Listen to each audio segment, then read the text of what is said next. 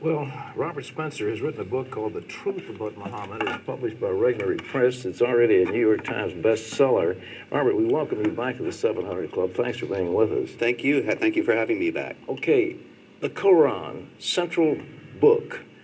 You pointed out that a great portion of it is actually Muhammad justifying himself, like he's going to go to war, so he writes part of the Quran to justify. He wants to take his daughter-in-law as a wife, so he writes something to justify it. His little girl, Aisha, 9-year-old bride, is accused of adultery, so he does something to justify that. That doesn't sound like a book for all people of great moral truths. No, it certainly isn't, Pat. He got convenient revelations throughout his career, revelations that, as you say, they justified what he wanted to do. And as a matter of fact, Aisha, his wife, remarked on that. When he did take Zainab bint Jahsh, the wife of his adopted son, as his own wife, and justified it by a divine revelation, Aisha said, "It seems that Allah is always ready to rush to grant you your desires," and that is indeed the case. Is this Quran actually a fraud? He borrowed extensively, what, from Jewish, Christian, Zoroastrian sources? Yes. There's a great deal of influence. There are a lot of scripture stories from both the Old Testament and the New Testament in the Quran, but they're not repeated as if someone is working from the written copy. It sounds as if he heard these stories told and then retells them and presents them as his own divine revelations. Are you willing to say on this program that this essentially was fraudulent, that these revelations that you said in one place they come from Satan? I mean, what is the source? Was he just deluded or what? Well, certainly they're fraudulent, and certainly in one place he said himself that they came from Satan. I mean, this was a notorious incident in his career, which was immortalized by Salman Rushdie in his book, The Satanic Verses, but he didn't make that up. Muhammad himself at one point got what he said was a divine revelation, allowing these three pagan goddesses to be called upon for intercession by the Muslims. This was in an attempt to reconcile his own tribe, the Quraysh, an Arabian pagan tribe, with the Muslims, because they worshipped those goddesses. But then he realized he had compromised his earlier message, which was a pure monotheism. And so he said Satan had inspired those verses within him, and he canceled them. Well, you know, the president, I think, has done the nation a great disservice by saying, quote, Islam is a religion of peace. It's actually a political system, isn't it? Oh, very much so, absolutely. As a matter of fact, the year 1 in the Islamic calendar is not when Muhammad was born or when he died or when he got what he said was his first revelation from God. The first year of the Islamic calendar is when Islam became a state, when Muhammad became a political and military leader.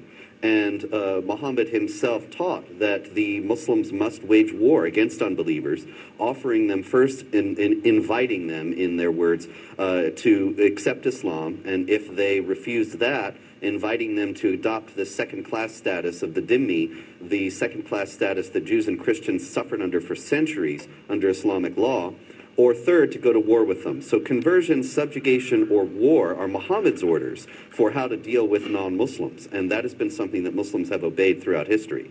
Robert, the West, a few years ago, you know, the famous Battle of Tours, when the Muslims were turned back at Tours and they began to recede into Spain, the West was united against this force.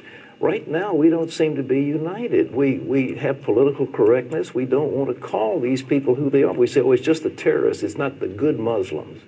What's the deal? Well, there are peaceful Muslims, but unfortunately, they do not have a leg to stand on in the teachings of Islam.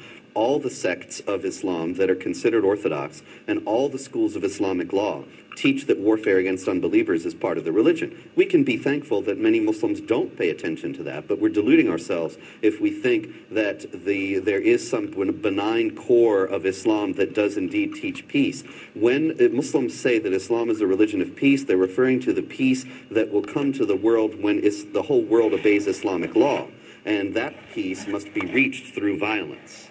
Well, what is the American Islamic Institute that's supposed to be standing up for Muslims? And that man, I forget his name, who's always on television telling us how great the Muslims in America are. Ibrahim Hooper. Ibrahim Hooper. What's his background? Where does he get his money? Well, Ibrahim Hooper is an American convert to Islam, And where he gets his money in, personally, I don't know, but I know that the Council on American Islamic Relations, the group that you're referring to, I think, has received many, many large donations from Saudis, and some of them have gone to a library project which puts the Quran and Islamic apologetics works into libraries all over the United States, libraries that incidentally do not have books that balance that perspective.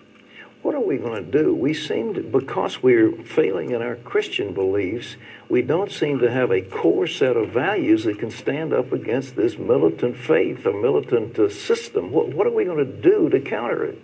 Well, I think we do need to do exactly that, to recover our own values, and not just Christians, but we need to group together, I think, all the victims and potential victims of the Islamic Jihad.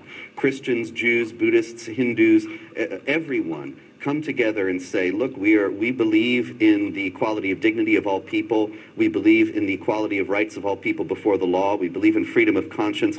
These are all principles that come from the Judeo-Christian tradition, and I think we need to stand up for them unapologetically and say this is being challenged by those who wish to impose Islamic law upon us, and we're going to resist. If we don't do it, what's the consequence? Then they will succeed, because it's not just a military struggle, it's a cultural struggle, and as you have pointed out, we are not united, and we are in danger of losing because we don't have the will to stand up to this. And then an Islamic law will be imposed, which is a very real possibility in Europe in the near future, in some countries. Islamic law will be imposed that denies equality of rights of all people before the law, and will subjugate Christians and others under Islamic law as inferior citizens who do not have equality with the Muslims. And will subjugate women, obviously. Absolutely. As chattels. Yes. Okay. Robert Spencer, thank you. Ladies and gentlemen, you ought to read this. It's a small book, not a big, heavy book, but it tells some things that you need to know about this. And when people are talking about Islam being a religion of peace, this is baloney. It just isn't. It just isn't. And Muhammad in the Quran is teaching warfare. So at the core of this faith is militant warfare against those who are not under submission. Islam means submission. It doesn't mean peace, it means submission. That's what Islam is. And they divide the world into two parts. Dar al-Islam, the world of Islam. The other is Dar al-Harb, the world at war. And if you're not under Islam, you're at war with them. And that's the core teaching, not just of the Wahhabis, but of all the madrasas that are training these thousands of young people.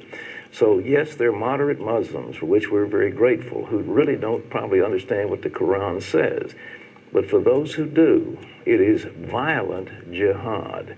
And it's time America wakes up before it's too late.